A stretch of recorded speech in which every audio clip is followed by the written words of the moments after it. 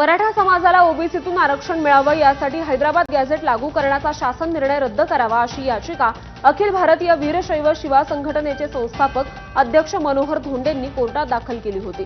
दरम्यान धोंडे यांनी मराठा आरक्षणाला विरोध केल्यामुळे त्यांच्या संस्थेत शिक्षण घेणाऱ्या मराठा विद्यार्थ्यांचा प्रवेश काढण्यासाठी पालकांनी अर्ज केले, त्यामुळे मराठा ओबीसी वाद पेटण्याची चिन्ह पुन्हा एकदा निर्माण झाली आहेत। सरकारनं काढलेल्या मराठा आरक्षणाच्या जीआरमुळे ओबीसींचं राजकीय अस्तित्व संपतंय, त्यामुळे जरांगेंना कुठे जायचं तिथे जाऊ द्या, जीआर रद्द केल्याशिवाय आम्ही राहणार नाही। ओबीसी नेते नवनाथ वाघमारे यांनी जरांगेंवर जोरदार टीका केली आहे। हा चुकीचा जीआर आम्ही रद्द करणारच आहोत आणि त्याला कुठे जायचं तर जाऊ द्या। आम्ही म्हणतो तर तुला शुभेच्छा आहेत, उद्या जाय तू न्यायालयात, आमच्या तुला शुभेच्छा आहेत। परंतु ओबीसी समाज आता जागा झालाय, ओबीसी रस्त्यावर उतरणार आहे आणि येणाऱ्या काळात न्यायालयात सुद्धा लढाईचं ठरलंय, न्यायालयात सुद्धा आम्ही जाणार आहोत। तर दुसरीकडे राजीनामा आणि आजारपणामुळे पडद्यामागे गेलेले धनंजय मुंडे हे ओबीसी आरक्षणाच्या प्रश्नावर पुन्हा पुढे आलेले बघायला मिळाले। मुंडेंनी भुजबळांसह लातूरच्या वांगदरीमध्ये कराड कुटुंबाची भेट घेतली। मुंडेंनी कराड कुटुंबाचं सांत्वनही केलं। बीडमधील वाल्मिक कराड प्रकरणामुळे धनंजय मुंडेंना राजीनामा द्यावा लागला होता। त्यानंतर मुंडे काहीसे पडद्यामागे गेले। पुढे मुंडेंकडे असलेलं अन्न आणि नागरी पुरवठा खातं भुजबळांकडे गेलं, तर मंत्रिपदाचा राजीनामा दिल्यानंतरही शासकीय बंगला मुंडेंनी सोडला नाहीये। त्यामुळे भुजबळांची एंट्री अद्याप शासकीय बंगल्यात झालेली नाहीये। दरम्यान मंत्री भुजबळांसह धनंजय मुंडे आज ओबीसी आरक्षणाच्या मुद्द्यावर सक्रिय झाल्याचं दिसून आलं, त्यामुळे यापुढेही ते ओबीसी आरक्षणाच्या लढ्यात सहभागी होतील का हे पाहणं महत्त्वाचं ठरेल।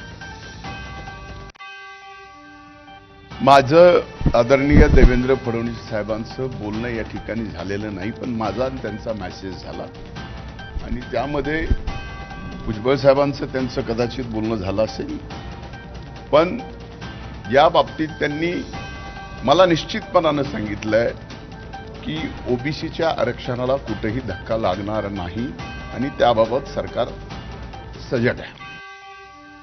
सातारा गॅझेटियरबाबत मंत्री शिवेंद्रराजे भोसले आणि पुण्याच्या विभागीय आयुक्तांची पुरातत्व विभागाच्या अधिकाऱ्यांसोबत बैठक पार पडली। पश्चिम महाराष्ट्रातील कुणबी नोंदी तपासण्यासाठी सातारा गॅझेटियरचा आधार घेण्याची मनोज जरांगेंची मागणी आहे। या मागणीला अनुसरून राज्य शासनानं पुण्याचे विभागीय आयुक्त चंद्रकांत पुलकुंडवार यांना अहवाल तयार करण्याचे आदेश दिलेत। त्या पार्श्वभूमीवर पुण्यातील विभागीय आयुक्त कार्यालयात ही बैठक घेण्यात आली।